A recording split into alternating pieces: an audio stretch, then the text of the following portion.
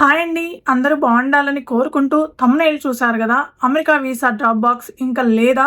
ఎందుకు? ఈ విషయాల గురించి క్లుప్తంగా మాట్లాడుకునే ముందు ఒక చిన్న రిక్వెస్ట్ అండి. మీరు ఈ వీడియో చూస్తుంటే గనక దయచేసి ఒక లైక్ చేయండి, షేర్ చేయండి. తప్పకుండా సబ్స్క్రైబ్ అయితే చేసుకోండి. ఇప్పుడు అసలు విషయం గురించి మాట్లాడుకుందాం. డ్రాప్ బాక్స్ అనేది మనం ఇండియాలో ఉన్నప్పుడు ఏదైనా మనకున్న అమెరికా వీసా ఎక్స్‌పైర్ అయిపోతే ఆ వీసాని రెన్యువల్ చేయించుకోవడానికి ఇన్ పర్సన్ వెళ్ళకుండా మనం డ్రాప్ బాక్స్ అనేది యూజ్ చేసుకుంటాం. ఈ డ్రాప్ బాక్స్ యూజ్ చేసుకోవడానికి మనం అపాయింట్మెంట్ బుక్ చేసుకొని అప్లికేషన్ ఫిల్ చేసి కావాల్సిన డాక్యుమెంట్స్ ఇంక్లూడింగ్ పాస్పోర్ట్స్ అన్ని అటాచ్ చేసి ఏదైనా యూఎస్ కాన్సులేట్లో కానీ లేదంటే విఎఫ్ఎస్ ఆఫీస్లో కానీ సబ్మిట్ చేయడం జరుగుతుంది, డ్రాప్ చేయడం జరుగుతుంది. అయితే ఇది ఇప్పటి వరకు 48 మంత్స్గా ఉంది. అంటే మన వీసా స్టాంపింగ్ డేట్ ఏదైతే ఉందో అది ఎక్స్పైర్ అయిన దగ్గర నుంచి 48 మంత్స్ 4 ఇయర్స్ వరకు మనం డ్రాప్ బాక్స్కి ఎలిజిబుల్ అనమాట. కానీ కోవిడ్‌కి ముందు ఈ రూల్ అనేది 1 ఇయర్‌కి మాత్రమే ఉండేది. అంటే వ్యాలిడ్ వీసా కానీ లేదంటే మన వీసా స్టాంపింగ్ డేటు ఎక్స్పైర్ అయ్యి 12 మంత్స్ లోపు ఉండాల. అలా అయితేనే డ్రాప్ బాక్స్‌కి ఎలిజిబుల్. కానీ కోవిడ్ టైంలో face to face in person ఇంటర్వ్యూస్ని తగ్గించడం కోసము దీన్ని ఫస్ట్ 2 ఇయర్స్‌కి ఎక్స్టెండ్ చేసి ఆ తర్వాత 4 ఇయర్స్‌కి ఎక్స్టెండ్ చేయడం జరిగింది. అంటే మన వీసా స్టాంపింగ్ ఎక్స్పైర్ అయిన దగ్గర నుంచి 4 ఇయర్స్ లోపు మనం ఎప్పుడు వెళ్ళినా సరే డ్రాప్ బాక్స్కి ఎలిజిబుల్, మనం అప్లై చేసుకోవచ్చు. కానీ ఈ 48 మంత్స్ రూల్ని రివర్స్ చేస్తూ 1 ఇయర్కి మార్చడం జరిగింది కొత్తగా. కానీ యుఎస్సిఎస్ వాళ్ళు ఎక్కడ యుఎస్సిఎస్ వెబ్సైట్లో కానీ అఫిషియల్గా కానీ చెప్పడం జరగలేదు.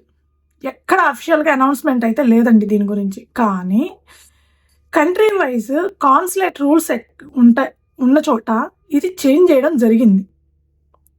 అంటే మనకి ప్రతి కంట్రీకి కాన్సులేట్ రూల్స్ ఉంటాయి కదండి. ఆ కాన్సులేట్ రూల్స్లో ఈ రూల్ని చేంజ్ చేయడం జరిగింది. అది ఆ రూల్స్ చేంజ్ చేసిన దగ్గర నాట్ ఓన్లీ ఇండియా అండి, చాలా కంట్రీస్ని యాడ్ చేయడం జరిగింది. సో ఇంకా ఎవరైనా సరే అపాయింట్మెంట్స్ బుక్ చేసుకోవాలంటే ఖచ్చితంగా వాళ్ళ వీసా స్టాంపింగ్ ఎక్స్పైర్ అయ్యి 1 ఇయర్ లోపే ఉండాలి. లేదంటే ఇంకొక 1 or 2 మంత్స్లో ఎక్స్పైర్ అయిపోయింది అనంగా కూడా అప్లై చేసుకోవచ్చు డ్రాప్ బాక్స్కి ఎలిజిబుల్. అలా కాకుండా 1 ఇయర్ ఎక్స్పైర్ అయిపోయి స్టాంపింగ్ డేట్ ఎక్స్పైర్ అయిపోయి 1 ఇయర్ దాటిందంటే మనం ఇహం నుంచి డ్రాప్ బాక్స్కి ఎలిజిబుల్ కాదు. బట్ ఇది అఫిషియల్గా అనౌన్స్ చేయలేదు, కానీ కాన్సులేట్ రూల్స్లో మాత్రం చేంజ్ చేయడం అయితే ఖచ్చితంగా జరిగింది. కాబట్టి చాలామందికి, మేము విన్న దాని ప్రకారం చెప్తున్నానండి, చాలామందికి డ్రాప్ బాక్స్ అపాయింట్మెంట్స్ ఎవరైతే బుక్ చేసుకొని ఉన్నారో లేదంటే డ్రాప్ బాక్స్కి ఎవరైతే అప్లై చేస్తున్నారో అవన్నీ క్యాన్సిల్ చేస్తున్నారు. క్యాన్సిల్ చేసి ఇన్ పర్సన్ ఇంటర్వ్యూకి పిలుస్తున్నారని మేము విన్నాం. ఓకే, అసలు ఇక్కడ ఈ రూల్లో కీ చేంజెస్ ఏంటి, ఈ డ్రాప్ బాక్స్ ఎలిజిబిలిటీ క్రైటీరియా ఏంటి, కీ చేంజెస్ ఏంటి అని అంటే 1 ఇయర్ ఉండేది డ్రాప్ బాక్స్ ఎలిజిబిలిటీ 1 ఇయర్ ఉండేది ఇదివరకు, అది 4 ఇయర్స్కి పెంచడం జరిగింది. దాన్ని మళ్ళీ రివర్స్ చేస్తూ 1 ఇయర్కి తగ్గించడం జరిగింది. ఇది ఫస్ట్ చేంజ్. సెకండ్ చేంజ్ ఏంటి అంటే మనం ఎవరైతే ఉన్నారో మనకి 14 ఇయర్స్ బిలో వాళ్ళు మాత్రం డ్రాప్ బాక్స్కి ఎలిజిబుల్. అంటే 14 సంవత్సరాల లోపు డిపెండెంట్స్ ఎవరైతే ఉంటారో వాళ్ళు డ్రాప్ బాక్స్కి ఎలిజిబుల్ ఏ టైంలోనైనా సరే. ఇవి కీ చేంజెస్. ఇప్పుడున్న ఈ కొత్త రూల్ ప్రకారం డ్రాప్ బాక్స్ ఎలిజిబిలిటీ క్రైటీరియా ఏంటి? ఫస్ట్ది యూఎస్ వీసా క్లాజ్ ఏదైతే ఉందో అది సేమ్ ఉండాలి. అంటే H1B మీరు లాస్ట్ టైము వీసా స్టాంపింగ్ ఏ క్రైటీరియా మీద, ఏ స్టేటస్ మీద ఉన్నారో అదే స్టేటస్ మీద ఉండాలి. అంటే H1B నుంచి F1కి మారడం కానీ లేదంటే L1 నుంచి H1Bకి మారడం కానీ ఇట్లాంటివి ఏవి జరగకూడదు. రెండవది, గతంలో ఎప్పుడైనా సరే మీ వీసా స్టేటస్ CWOP మార్క్ చేసి ఉండడం కానీ లేదంటే రీవోక్ చేసి ఉండడం కానీ లేదంటే క్యాన్సిల్ చేసి ఉండడం కానీ జరిగి ఉండకూడదు. థర్డ్ ఏంటంటే గతంలో ఎప్పుడైనా సరే, అంటే రీసెంట్ టైమ్స్లో మీరు ఏ కేటగిరీ కింద అయినా సరే మీ వీసా రిజెక్ట్ అయ్యి ఉండకూడదు. అంటే మామూలుగా H1Bకి ముందు చాలామంది B1కి ఇట్లాంటికి అప్లై చేసి ఉంటారు, లేదంటే H1Bదే ఒకసారి రిజెక్ట్ అయ్యి ఉండొచ్చు. సో అలాంటి వాళ్ళు ఎవ్వరూ ఇంక నుంచి డ్రాప్ బాక్స్కి ఎలిజిబుల్ కాదు. సో ఇవి కొత్త రూల్స్ అన్నమాట. మనకి తెలిసిన దాని ప్రకారం. అయితే ఇప్పుడు అసలు విషయం గురించి. ఓకే, ఇదంతా బాగానే ఉంది. డ్రాప్ బాక్స్ 1 ఇయర్‌కి ఉంది కదా! ఏంటి ప్రాబ్లమ్? మనం ఫేస్ చేసే ఛాలెంజెస్ ఏంటి దీనివల్ల? మనకొచ్చే ప్రాబ్లమ్స్ ఏంటి? ఫస్ట్ థింగ్ మేము విన్న దాని ప్రకారం చెప్తున్నానండి. చాలా మందికి అపాయింట్మెంట్స్ అనేది క్యాన్సిల్ అయింది.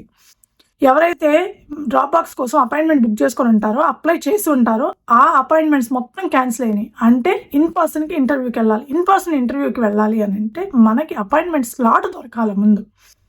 వీసా ఇంటర్వ్యూ స్లాట్ దొరకాలి. ఆ స్లాట్ దొరకడం అనేది ఇప్పుడు చాలా కష్టంగా ఉంది. అది అందరికీ తెలిసిన విషయమేనండి. ఇప్పుడు నేను కొత్తగా చెప్తుంది ఏమీ కాదు. వీసా ఇంటర్వ్యూ స్లాట్ దొరకడం అనేది గగనమైంది. ఇంకా ఇప్పుడు డ్రాప్ బాక్స్ అపాయింట్మెంట్స్ కూడా క్యాన్సిల్ చేశారంటే ఆ రష్ చాలా పెరుగుతుంది. ఎక్కడ యుఎస్ గవర్నమెంట్ ఇమ్మిగ్రేషన్ స్టాఫ్ని పెంచుతామని ఎక్కడా అనౌన్స్ చేయలేదు. అంటే ఆల్రెడీ ఉన్న స్టాఫ్ తోటే మేనేజ్ చేస్తారు. అంటే ఆ ఉన్న స్టాఫే మిగిలిన వాళ్ళందరికీ చూడాలి. దాన్ని బట్టి టైం ఎక్కువ తీసుకుంటుంది. అదేవిధంగా ఒకవేళ మన టైం బాగుండి ఇన్ పర్సన్ ఇంటర్వ్యూకి స్లాట్ దొరికిన ఆర్ఎఫ్ఈసి ఎక్కువగా పడే ఛాన్స్ ఉందండి. ఎందుకు అనంటే స్క్రూట్నింగ్ ఏ రేంజ్లో ఉంది అనంటే చిన్న చిన్న మైన్యూట్ పాయింట్స్ కూడా పట్టుకుంటున్నారు.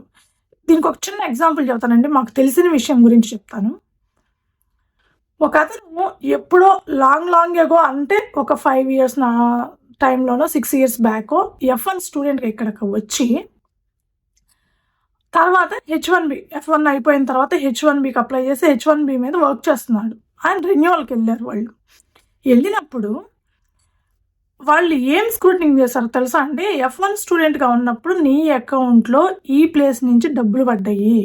ఎందుకు పడ్డాయి అంటే నువ్వు పార్ట్ టైం జాబ్ చేసావా out side of the campus అని అడగడం జరిగింది. సో మన ఎప్పుడో పూర్వకాలంలో చేసిన తప్పులకు కూడా ఇప్పుడు బలి చేస్తారనమాట. ఆ రేంజ్లో ఆర్ఎఫ్ఈస్ ఇవ్వడం జరుగుతుంది. చాలా మైన్యూట్ పాయింట్స్ని కూడా పట్టుకుంటున్నారు. కాబట్టి చాలా జాగ్రత్తగా ఉండాల్సిన సిచ్యువేషన్ అనమాట. సో ఆర్ఎఫ్ఈస్ ఎక్కువగా ఇవ్వడం జరుగుతుంది. ఒకవేళ ఆర్ఎఫ్ఈస్ ఇస్తే మనం కాంపిటేటివ్ ఇమిగ్రేషన్ అటార్నీని పెట్టుకొని మన ఆర్ఎఫ్ఈస్ని క్లియర్ చేసుకోవాలి. ఎలా పడితే అలా కాకుండా. ఇదంతా అయిపోతుంది, బాగానే ఉంది, సజావుగానే అయిపోతుంది. కానీ ఈ ఆర్ఎఫ్ఈస్ ఇస్తే ఒకవేళ టైం కన్జ్యూమింగ్ అనేది చాలా ఎక్కువ పడుతుంది. అప్పటి వరకు మనకి జాబ్ ఉంటుందండి అమెరికాలో? ఉండిద్దని నమ్మకం ఉందా? జాబ్ ప్రాబ్లం ఖచ్చితంగా వస్తుంది.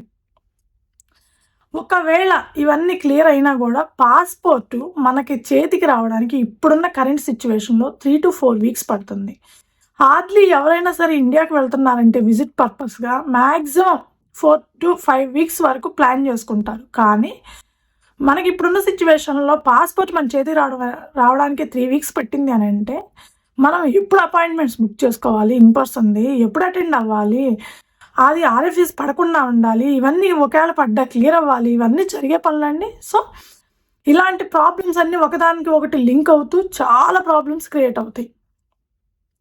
అందుకే చాలామంది ఇమిగ్రేషన్ ఎక్స్పర్ట్స్ ఏం చెప్తున్నారు, సజెస్ట్ చేస్తున్నారు అని అంటే ఇప్పుడు ప్రజెంట్ సిచ్యువేషన్లో ఇండియా ప్లాన్స్ అనేవి ఆపుకుంటే మంచిది అని సజెస్ట్ చేస్తున్నారు. అంటే మనము ఏదైనా పర్పస్, మరీ ఎమర్జెన్సీ అయితే మనం చేయగలిగింది ఏం లేదు, దేనికైనా రెడీ అన్నట్టు వెళ్ళాలి. కానీ ఏదో జస్ట్ సరదాగా వెళ్ళడానికో లేకపోతే ఓకే వెళ్ళి చూసి వద్దామని అనుకోవడానికి అయితే ప్రస్తుతానికైతే ఇండియా వెళ్ళి రావడం అనేది కొంచెం రిస్క్ తోడు కూడుకున్న పని. ప్రతి చిన్న స్టెప్లో కూడా హడిల్స్ అనేవి ఉన్నాయండి. మనం అపాయింట్మెంట్స్ బుక్ చేసుకోవాలా, స్లాట్లు దొరకాలా, ఆ తర్వాత ఇంటర్వ్యూకి వెళ్ళిన కాడ ఆర్ఎఫ్ఈస్ ఇవ్వకుండా ఉండాలా. ఒకవేళ ఆర్ఎఫ్ఈస్ ఇస్తే మనకి ఖచ్చితంగా అటార్నీని పట్టుకొని మనం క్లియర్ చేయించుకోవాలా. అది క్లియర్ చేయించుకున్నాక మనకి పోర్ట్ ఆఫ్ ఎంట్రీలో మళ్ళీ ఎక్కడ లిటిగేషన్ పెట్టకుండా ఉండాలా, సజావుగా అమెరికాలోకి ఎంటర్ అవ్వాలి. ఇంత పెద్ద ప్రాబ్లమ్స్ క్రియేట్ అవుతున్నాయి అన్నమాట. సో ఎవరైనా సరే ఇండియా ప్లాన్ చేసుకుంటుంటే కనుక కొంచెం ఆలోచించి అడ్వాన్స్డ్గా ప్లాన్ చేసుకొని కరెక్ట్గా ఆలోచించుకొని డెసిషన్ తీసుకోండి. ఇదండి డ్రాప్ బాక్స్ గురించి కొత్తగా చేసిన రూల్. సో ఈ వీడియో మీ అందరికీ నచ్చిందని అనుకుంటున్నాను. మీకు ఒకవేళ నచ్చుంటే కనుక వీడియో దయచేసి ఒక లైక్ చేయండి, షేర్ చేయండి, తప్పకుండా సబ్స్క్రైబ్ అయితే చేసుకోండి. Thank you.